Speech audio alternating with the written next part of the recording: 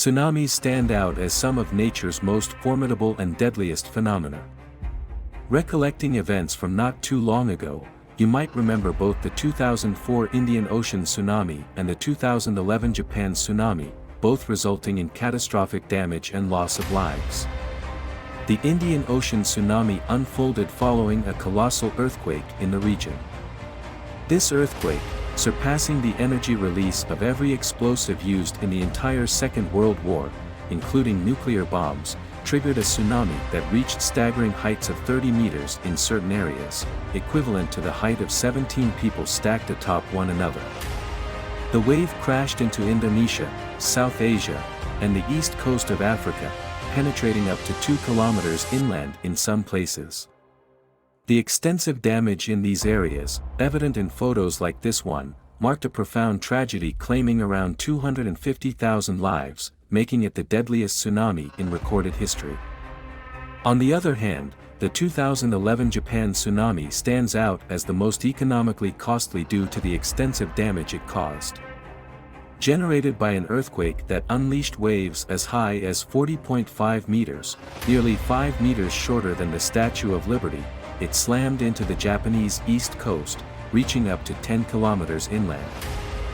Illustrated in photos resembling scenes from a Hollywood blockbuster, with what used to be a road extending into the vast ocean, the economic toll on Japan was staggering, estimated at around $300 billion, surpassing the entire GDP of South Africa.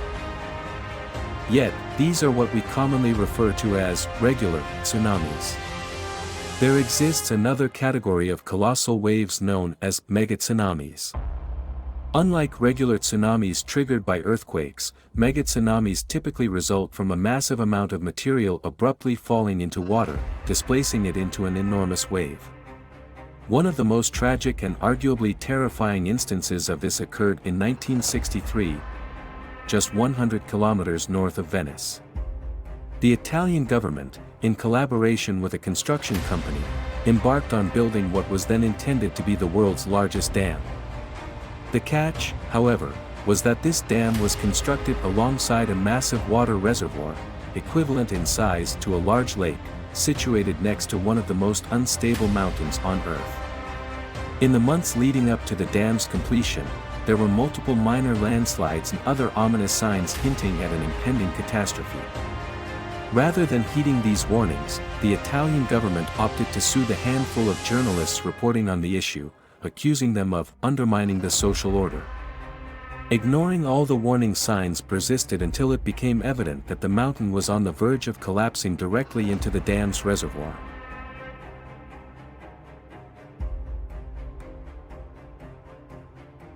The engineers meticulously calculated the potential landslide, reduced the water level in the reservoir to what they deemed safe, and then actually positioned themselves on top of the dam on the anticipated night of the landslide to witness the event. The only hiccup was that the landslide turned out to be more than 10 times more potent than their calculations had anticipated. Presently, this view captures the aftermath of that mountain.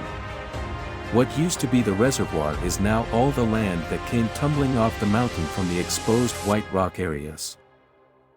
In a matter of seconds, an immense amount of earth and rocks cascaded into the reservoir, completely filling it and generating a colossal wave that soared 250 meters high, surging over the dam and engulfing the villages below.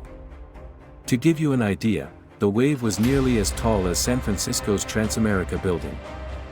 Upon impact, it created a crater 60 meters deep and 80 meters wide on the opposite side of the dam. If you were standing from this perspective, gazing up at the dam precisely when the wave surged over it, the entire sky in this picture would be obscured by water. This photo, taken in the town of Longarone, previously appeared like this, but post-megatsunami, it was left in ruins. Approximately 2,000 lives were lost in the tragedy, yet it's not the most significant megatsunami event in recent history. That distinction belongs to the megatsunami that occurred in Lituya Bay, Alaska, back in 1958. A powerful earthquake triggered a massive landslide on the bay's backside. The substantial amount of land crashing into the bay generated a monumental wave towering 525 meters high, crashing over one side and causing extensive damage to the rest of the bay, annihilating millions of trees. The height of this wave exceeded the tip of the Empire State Building by over 100 meters. Yet, even this pales in comparison to some prehistoric megatsunamis. The most massive tsunami resulting from a landslide occurred around 1.5 million years ago in Hawaii, specifically on the island of Molokai. At some point around that period, about 1/3 of the northern part of the volcano collapsed into the ocean, generating a towering wave 600 meters high. This wave would have completely inundated the entire island of Molokai, wreaking havoc on the rest of the island chain.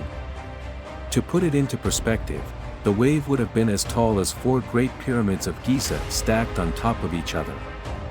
Nevertheless, even that magnitude fades in comparison to the largest known megatsunami caused by an asteroid. About 66 million years ago, the same asteroid believed to have wiped out the dinosaurs also triggered possibly the most extensive megatsunami in Earth's history, crashing into the modern-day Gulf of Mexico. The asteroid, a colossal 10 kilometers in diameter, unleashed an astounding 100 teratons of TNT equivalent energy. To put it in perspective, the Tsar Bomba, the largest nuclear bomb ever detonated, released only 0.0000000 th of that immense energy. Wrap your head around this, you'd need 2 million Tsar bombs to match the energy unleashed by the asteroid.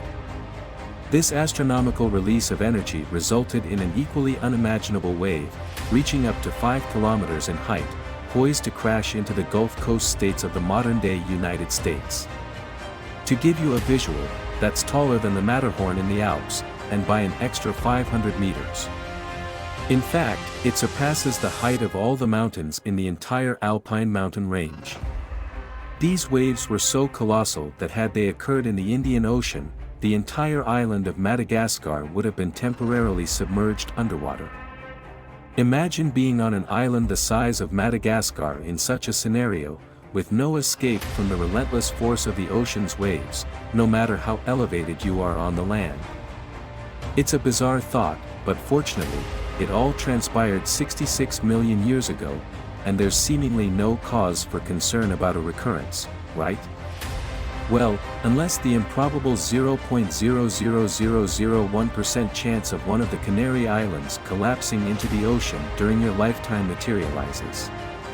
That event would trigger a tsunami approximately 1 kilometer high, likely wiping out the entire east coast of the United States. I've left 2 videos for you here.